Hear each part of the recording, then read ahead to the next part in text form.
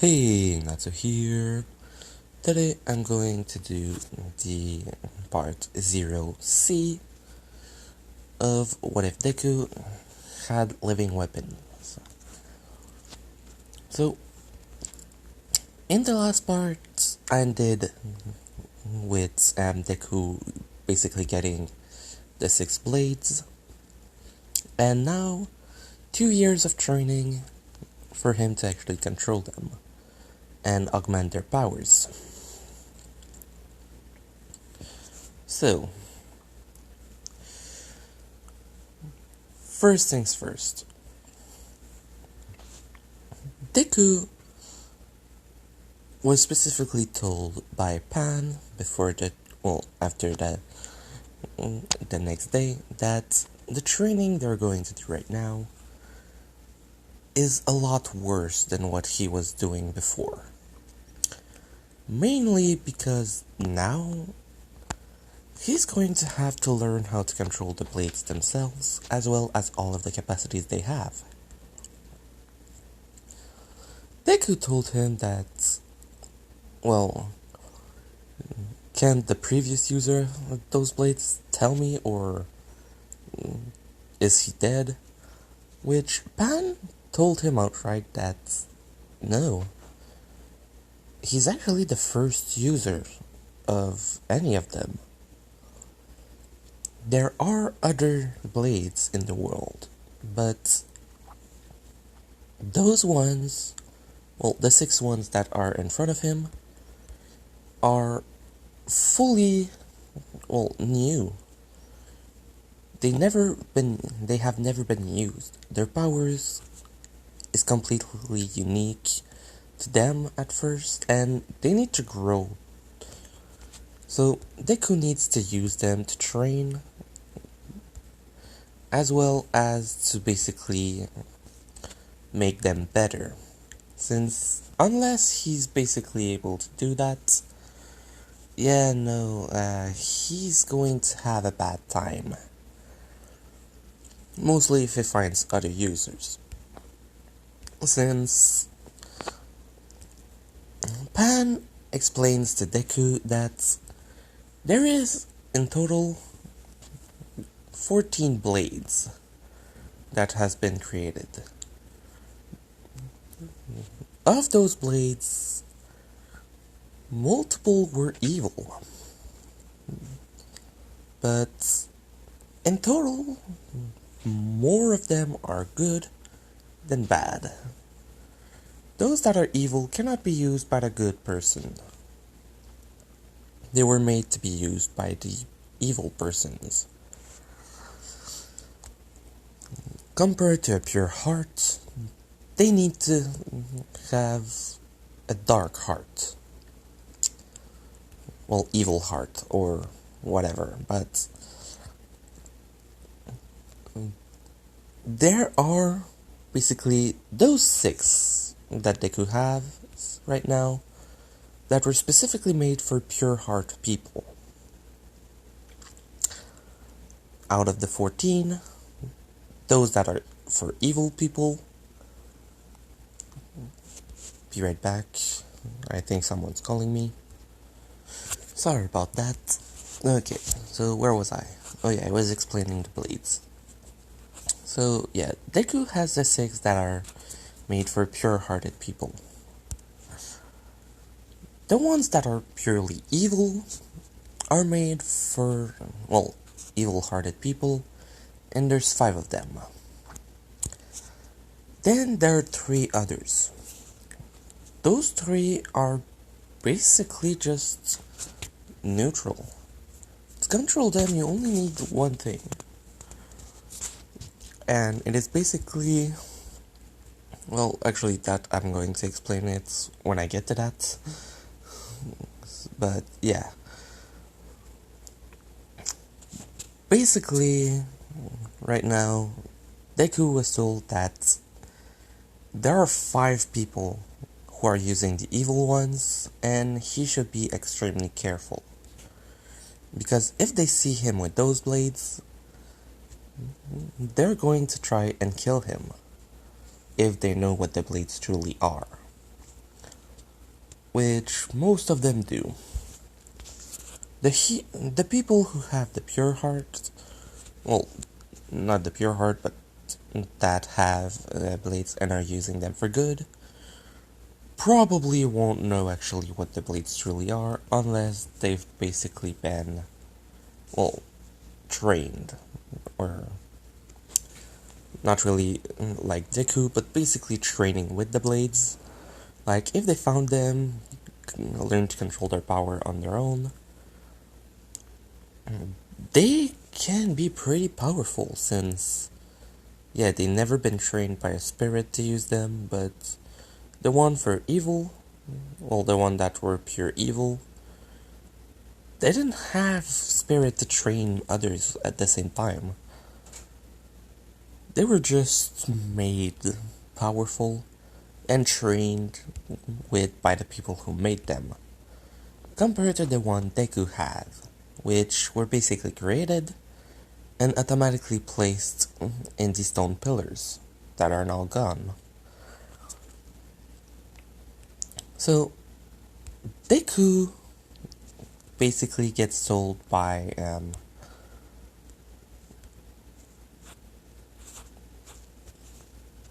no, not that. Sorry. Deku basically gets told that now he's going to need to train those blades until he's able to control each of them at once and perfectly. So, Pan asks Deku, which blades do you want to start with? Each of them will be hard to learn, but the more you train with one of them, well, the more you train with them, the easier the other ones are going to be to learn. So Deku decides that he's going to set himself in order already. First is going to be, Sunshine. After that, Ice Age. After that, it's Divine Judgment, Bloodlust. After that, Skull Spirits, and then Nether Oblivion. Reason for that is that, first, Skull Spirits and Nether Oblivion have a lot more, power to them that are basically pushing against Deku's normal way of thinking. Basically, the other blades just improve on what he already is. But Skull Spirit and Nether Oblivion basically trying to speak here. They basically act as if they were trying to bring out the darkness in Deku, so he wants to do them last, to basically already have control over the other ones, to help him basically push back against that. So, Deku basically goes back and grabs Sunshine.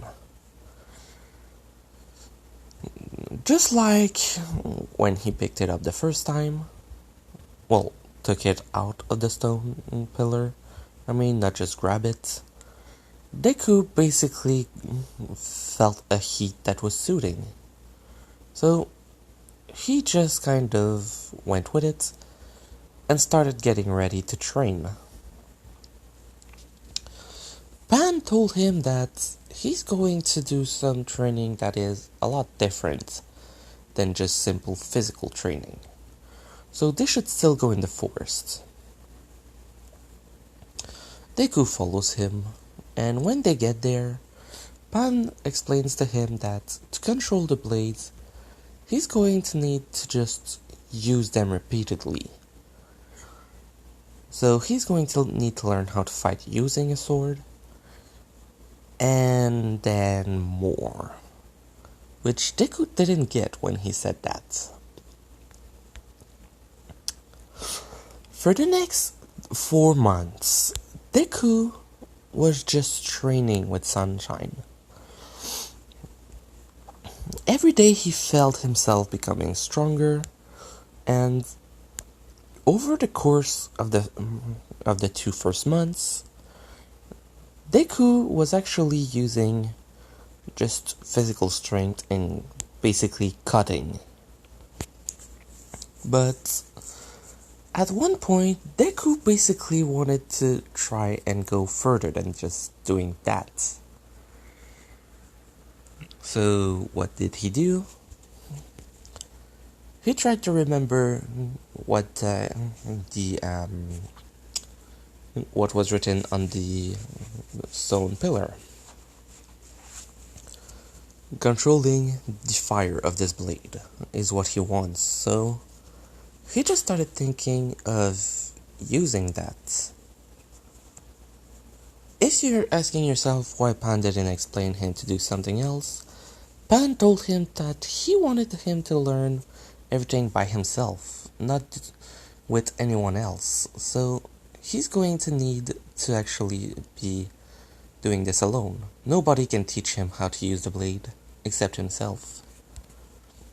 So Deku basically just trained himself to do everything, and yeah, he had to keep going like that.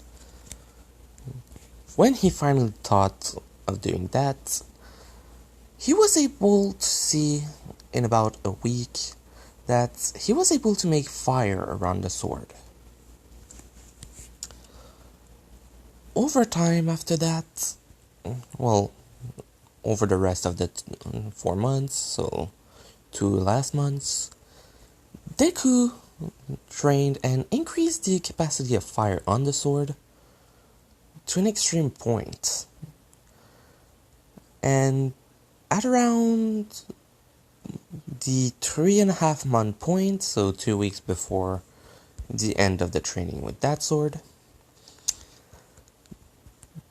Deku decides that since the fire doesn't hurt him, he should try to put it around his entire body, right? Well, not entire body, but on his body. Which basically he does, just kind of pushes the blade, well, the fire of the blade all around him. And Deku felt the power behind it. And it was huge, powerful. But he wasn't burning. Over the last 2 weeks, he basically pushed it so that he could literally have the sword, basically, well, he doesn't even need to touch the sword actually anymore to have fire on his body. He can actually control fire without it, because over that time, he basically started to be connected with the sword on the spiritual level. So he doesn't even need to be using it. It still needs to be close to him though. So get it too far from him and yeah, no more fire. So by the end of the 4 months, Pan got back to Deku and basically asked him what he was able to learn from the blade while training. So Deku showed him about the fire, the capacity to basically put himself on fire, as well as control fire itself. Which Pan told him that it was a good start, but he can do a lot more with the blades. So now he should keep this one close to him. Basically, Pan gave him what are they called?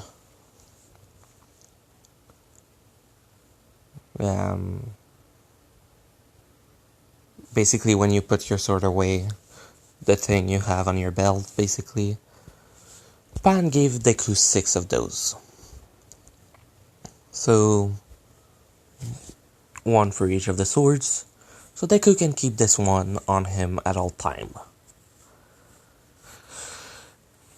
So, Deku goes back and grabs the second one, Essayez-le. Pan tells him that once again, he has 4 months to train. So, Deku gets ready and does it. This time, compared to just using the blade to attack normally, he goes straight on trying to use the elements of it. Which is a big improvement, since the first time it took him a while before actually doing that. So over the next 2 months, Deku basically is able to make a huge amount of ice around him, make ice on part of his body to basically make as armor, basically able to to block a lot of things. He can make himself claws or basically use the sword to do anything like that. He started creating other things like shields and other stuff like that just to be able to protect himself. And basically just keep going like that over time. At the 2 months point, Deku felt as if the sword had more to offer, which he decided to think of this. If the sword was made to only be a sword, that would be great, but in a fight, swords won't be the only thing he needs, so he would need to train with other things. He knows that it would be bad to basically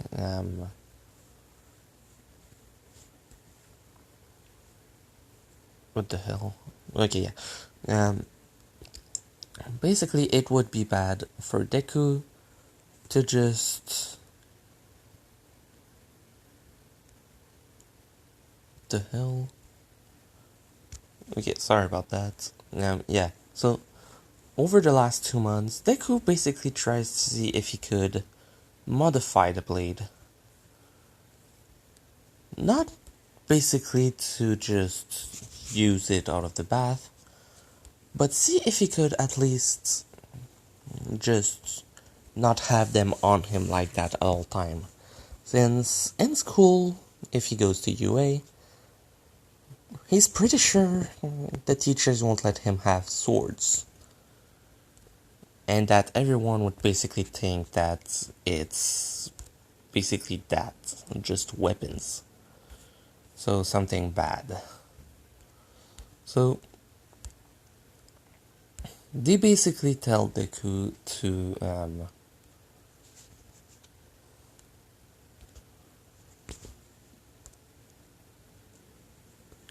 yeah. Okay.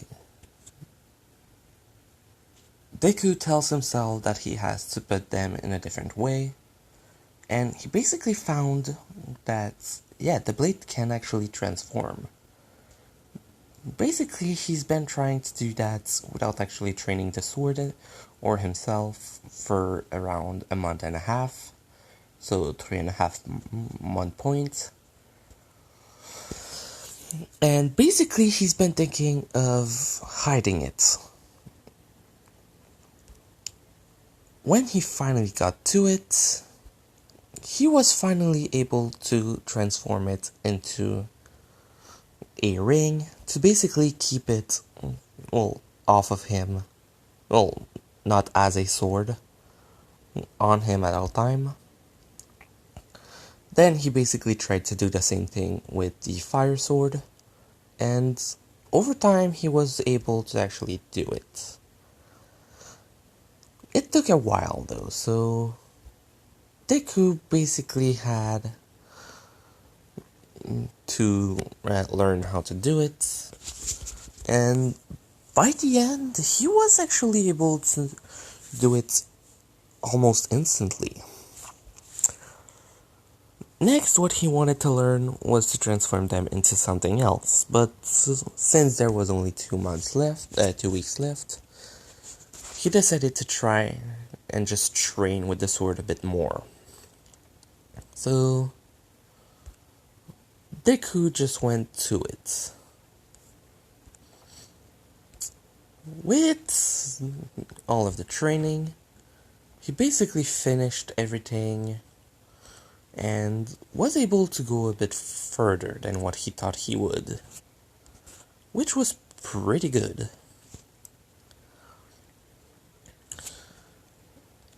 In the end, Deku had a huge amount of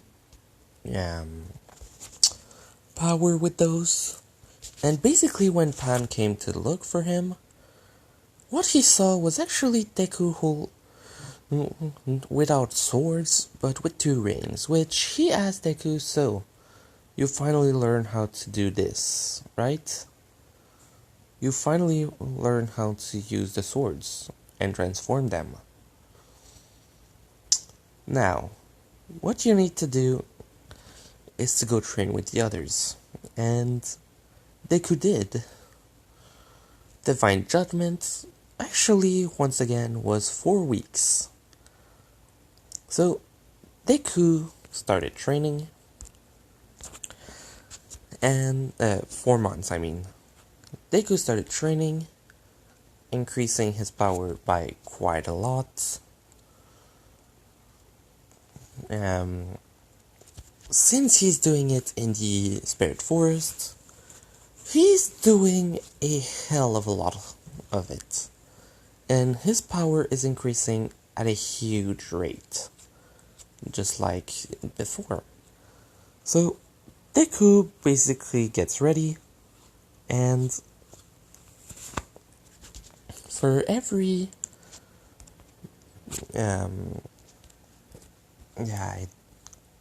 why can't I speak right now? It's really annoying. Okay, so Deku basically gets ready and goes straight away and tries to transform it. It takes him almost no time, and then trains to use the light of the sword. Basically, its power. Lasers, turning himself invisible, and other things like that were basically because for the first time, Pan told him what he needed to try and do. And Pan told him that with this blade, he should probably be able to do those. Turn invisible, throw lasers, and probably even reflect light itself. So this was basically the first time Pan gave him a direction for what to do with one of the blades. So Deku tried to do that. Over the 4 months, which basically makes a full year of training for now, Deku was able to do all of that, as well as learn to transform the blades in different things, instead of just rings. So he can turn them into into different weapons. Sword, battle axe, hammers. At one point he even just thought of making something like basically boxing gloves, but instead of basically being like that, it was fully hard. So, and with spikes, so yeah, basically extremely dangerous. Deku, after that, when Pan came to look for him, Pan asked him if he was able to unlock all of the power he told him to do, which Deku said yes. The only thing that he had a problem with is the invisibility. He cannot turn invisible, he can just make himself look a bit transparent.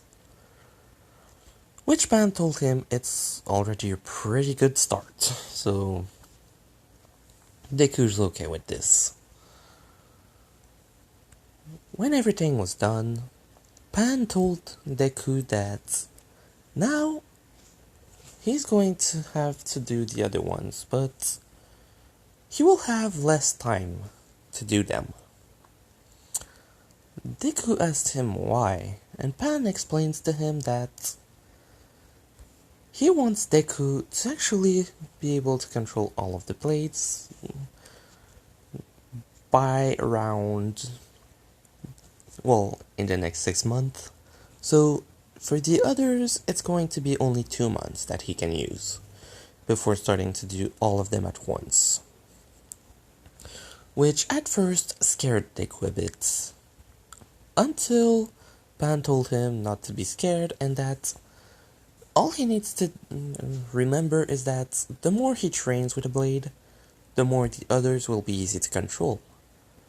It was shown quite easily when he learned at first to control and transform them. After that, the others were almost easily done instantly. So, now he has to go train with Bloodlust. When Deku grabs it, two things happen this time. Pan tells Deku to leave the other the other blades there. Which Deku didn't understand why. Which Pan told him, I want you to train with this one by simply hurting yourself a lot. I've heard from the one who created it that this one should have the power of regeneration. And quite a powerful one as that, so to increase it you need to hurt yourself a lot, but don't go too overboard. Yes, it will be powerful, but not for a while. So Deku grabbed it and automatically tried to transform it into a ring, which it did almost instantly, so yay, that happened. After that, Deku went back to the Spirit Forest, which, for the first time, he basically just thought of one thing. Pan told him that humans grow extremely fast in this. Yes, he's growing fast, but the swords are doing that too. So he's asking himself, do the blades have a human soul in them? Or is it just a coincidence? Which, actually it's just because the one who creates them actually gives part of their own souls, so yeah, it basically acts as a human soul. So yeah, that's why they improve extremely fast in the forest. So, Pan basically tells him that before they separate, and then they go. Deku basically sets himself ready and basically goes to the hole where there were spikes, the oily liquid on the ground, and everything like that. And basically just started staying there with the sword, hurting himself a huge amount, but thanks to the sword, he was able to just get healed extremely fast. On the last day of the second month, Deku was actually ready to get out since, the 2 months have passed. By this point, Deku can actually, if he cuts his hand off, the hand would basically come back after around an hour or so. As well as something else that Deku basically got. A huge, and I really mean huge, pain tolerance. In itself, it's pretty much extremely hard to just hurt him by this point. Not hurt him. Damaging him is easy. What isn't is actually basically making him scream in pain, because by this point, pain is basically second nature. So, Deku comes out, and now, for the two other swords, Pan tell him that he wants him to take them both at once. Which Deku asked, wait, but you said you wanted me to do them 2 months each. Which Pan told him, yeah, but things have changed. And so you will have to start getting stronger even faster. So Pan basically tells Deku that he will need to train both of them in the next 3 months at the same time. So Deku asks if there's anything he should try to do specifically, which Pan told him that no, it's nothing specific that needs to be done for this. What he needs to do is just train them like he did with the others. So Deku basically does that. What he learns from the swords during that time is basically that the Sword of Darkness can allow him to turn his body into darkness, and basically anything gets absorbed in it. Basically, it acts as a...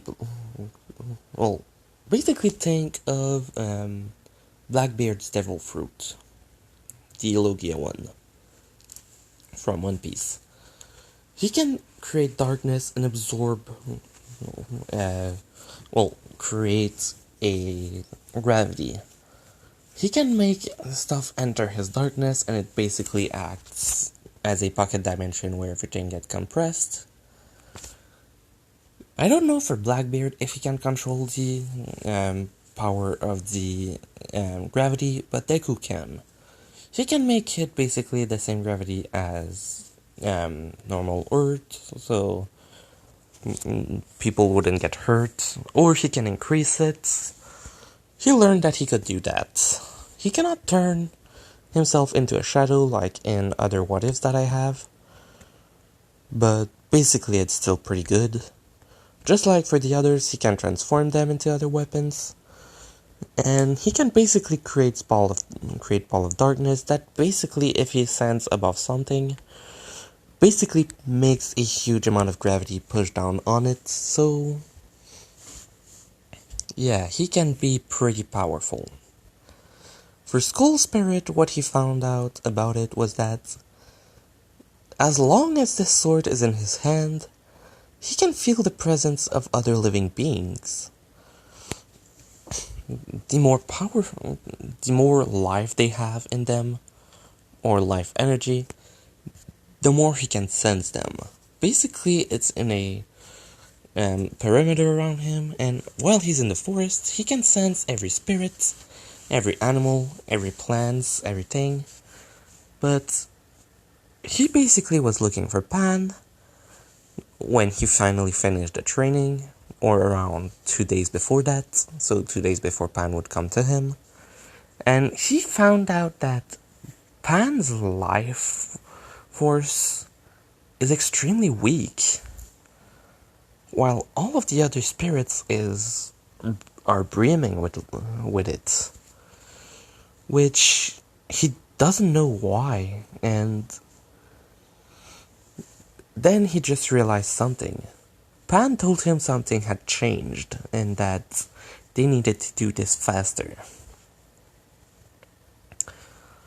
And that's when Deku basically just thought, oh, he's dying. And basically he didn't even know if it was possible for a spirit to die, but yes, spirit in this world can die. It's just that their lifespans are for around 500 years, if they are not in the spirit forest. Or not really in the spirit forest, but basically in any spiritual place. Because the spirit forest isn't the only place where spirit can live and not age. But basically it's extremely hard for them to die normally as long as they are in there. But if a spirit goes out of those spiritual places, they start aging. If they get back in them, they stop aging, but the countdown is still going to go when they go back outside of it. So Sorry about that. Deku doesn't know that yet, but he's about to learn it. Basically, he goes to look for Pan, and basically ask him if he's alright. With Pan asking him, so you learn to control Skull Spirit, right? Deku saying yes, and Pan tells him, so you know I'm dying. Deku basically asking him how it's even possible he's a spirit, and then Pan explains to him.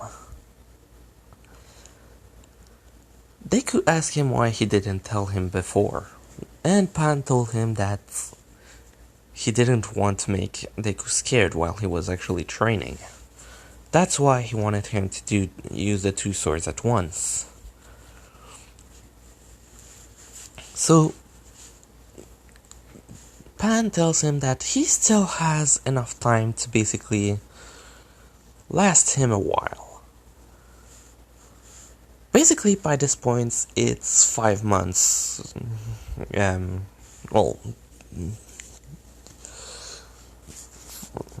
1 year and 5 months after Deku's birthday, which is July 15. So, basically, since Deku will go back to the city 1 year, and I really mean exactly 1 year before the UA entrance exam, so he's going to be in his 14 years, but Pan will die practically in the same week as Deku's 14th birthday. So Pan tells Deku that for now he needs to train the swords and push them to their limits of what they can do for that. Deku asks Pan if he can't just stay in the forest to live for as long as possible. But Pan tells him that normally yes, but there's a point where even if we stay in the spiritual places,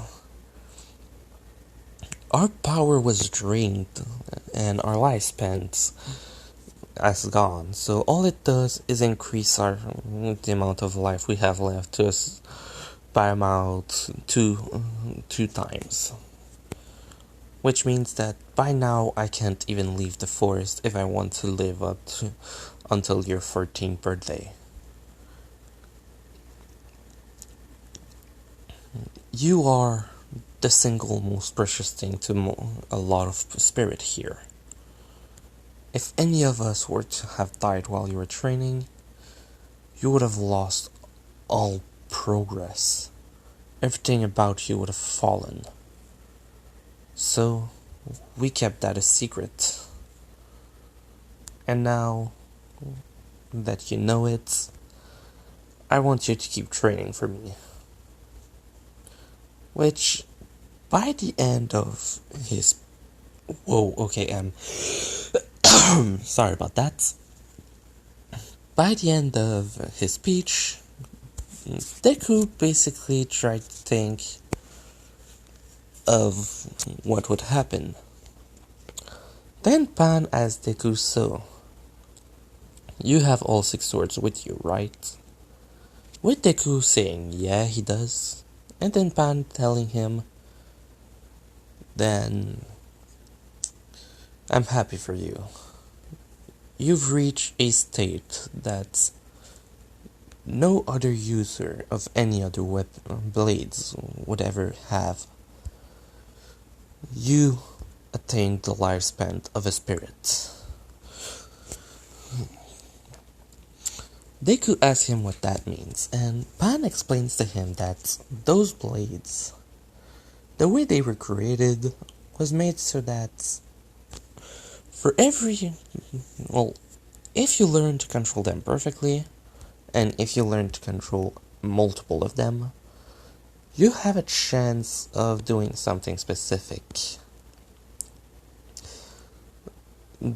No other blades can do that, but those 6 specifically were created with one intent. Make a user that would use all 6 of them at once, and that would live for a really long amount of time to make sure that they were protected, as well as train them. So, the blades were made so that if someone is able to use all 6 of them at once, they gain the full lifespan of a spirit, the full 500 years. So, Pan told Deku that now, even if he wanted to, his life is entangled with those of the spirits. Even though he doesn't have the same aura as them, he is part of them. Or he should say they are part of him. Since by this point, Deku still feels as if he was human, but Pan told him that he wasn't in any contact with any other human for so long that even his own soul feels different. So, 1 year before he goes to school, he wants him to directly go back to the human, to where human lives, and stay there for long enough to learn back what being a human is. So, that's why Deku needs to train now, to get stronger. So, Deku basically does it for the rest of the time. When Pan dies, Deku decides to change his name. He isn't Izuku Midoriya anymore. Really sorry, I have to pause again. My grandpa is coming up the stairs, so yeah, be right back.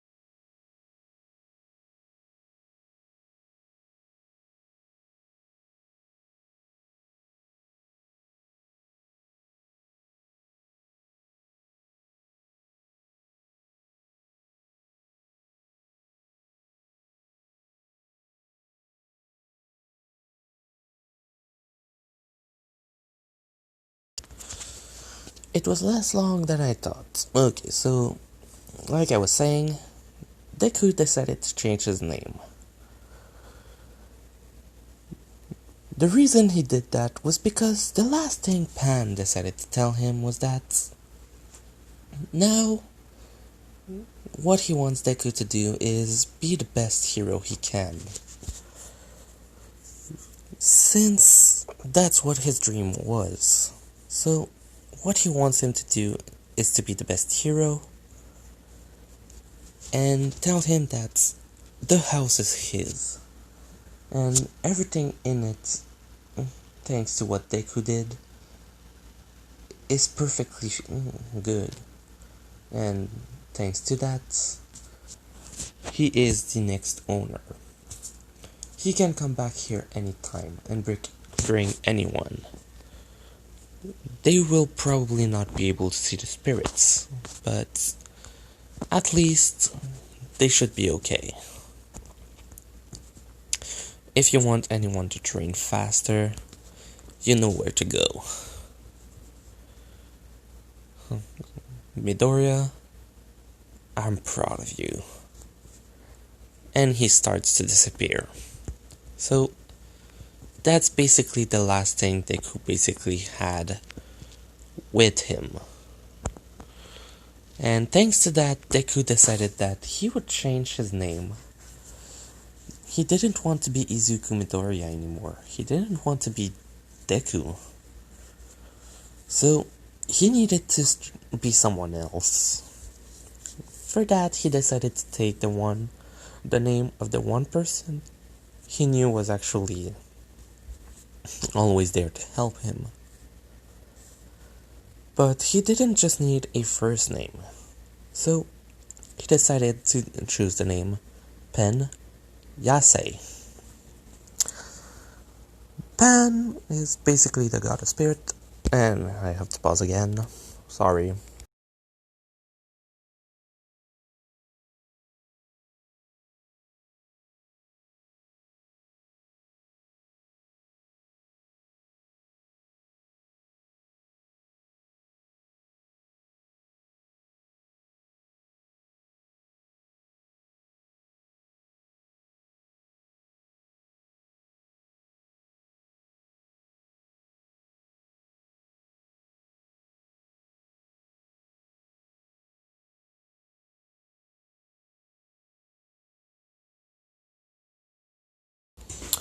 Okay. So yeah, basically Pan, god of the forest, god of the wild. And Yasei, I don't really remember. All I know is that I've basically searched for like 3 or 4 hours for a perfect name for Deku, and Pan Yasei was basically what I came up with. So, yeah. By the end of his training, and basically the day before he left to go back to the city, Deku, with the sword, was able to transform each of them separately in anything he wanted, any weapons or any items basically. There is a limit that only one of them can actually transform in multiple objects for now, which is bloodlust. Basically the reason he can do that is that he separates it in different blood droplets and then transform each of them, but they have to be transformed each in the same object. So that's basically the limits, but because of how the blades are, and that's even from a single droplet of blood, he could from the blade, he could basically create a huge thing. Deku doesn't really have any problems with that. His regeneration ability on it is basically that he could even lose his head in itself, and it would grow back, and he would be perfectly fine. Basically, if you destroy his entire body and leave, well, as long as some of his cells are still there, his body will come back. It just takes a good amount of time. Basically, if you leave like a splash of blood on the ground, it's going to take around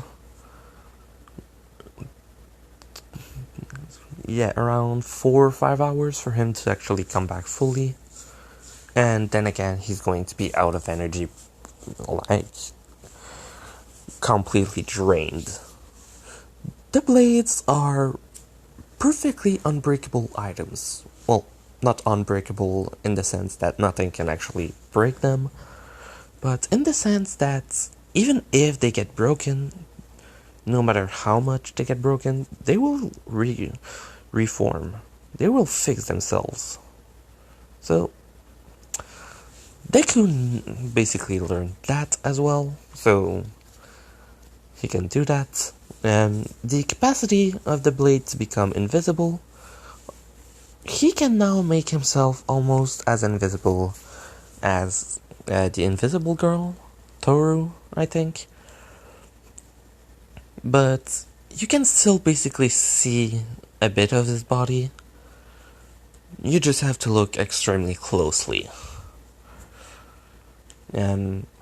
he can also force stuff that are invisible to be visible for others. So, yeah, Toru, well, he can't.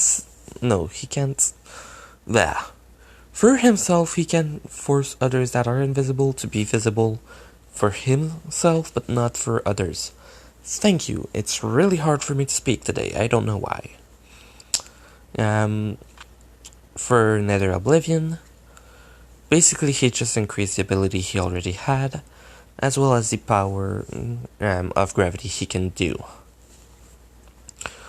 Skull Spirit, basically, and the things he augmented was that he can increase the power inside of him to a certain extent. Actually, every blade.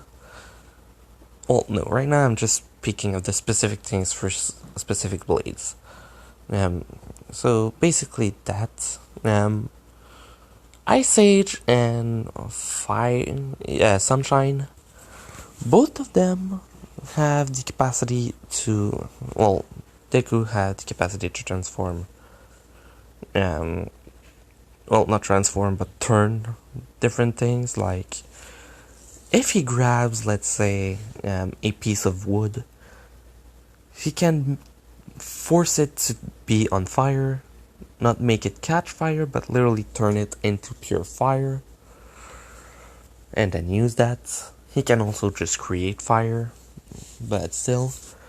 He can also turn other things like, well, anything basically. He can turn them into ice as well, that he can then control. But yeah, basically he can create it or turn other things into those two elements. Now for what every blade give him. Each blade gave Deku a boost in strength, speed, and other things like that, but not super huge boost. There's also 2 or 3 other things that Deku doesn't know about them yet, that I'm going to go in later to explain, but still. So yeah, in the next part that I'm not sure if I'm going to do later today, or at another point, Deku will actually go back to the city and see how the world changed.